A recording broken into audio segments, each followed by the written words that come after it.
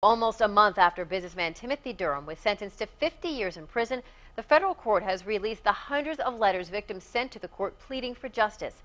Call 6 investigator Rafael Sanchez reports on the people's personal pleas. The story you'll only see here on RTV6. Timothy Durham violated the trust of thousands of people who in letters spelled out their fears, frustrations, and the financial meltdowns they've been facing because of the men convicted of running a so-called Ponzi scheme. Randall Robart wrote that Durham and his business partners, James Cochran and Rick Snow, were stealers of hope. Robart, who lost $40,000, compared Durham to a character in a Hollywood movie. You're a mean one, Mr. Grinch. Calling him the Grinch who stole Christmas. 95-year-old Grace House, who lives in an assisted living facility, wrote that she worries every day about being kicked out since her $20,000 investment disappeared.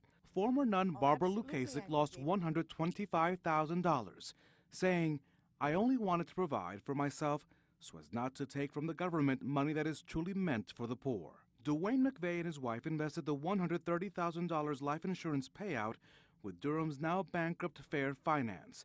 The family received the money when their Marine son was killed. In court, Judge Jane Magnus Stinson read the letter by 94-year-old Chester Martin, who said, "Now what? Help." Maria Kirk, who survived the Nazi concentration camps, thought she'd seen it all. She lost her retirement money, telling the court, "These terrible men took away my peace of mind." And many more letters flooded the federal courthouse. Some were typed, others were handwritten. All pleas from regular people, teachers, senior citizens, laborers who'd put all their life savings into Fair Finance. So their words did not go unnoticed in a $200 million crime that rivaled anything federal authorities had seen in Indiana. When Durham, Cochran, and Snow were sentenced to prison last month, the law spoke, and the letters were heard.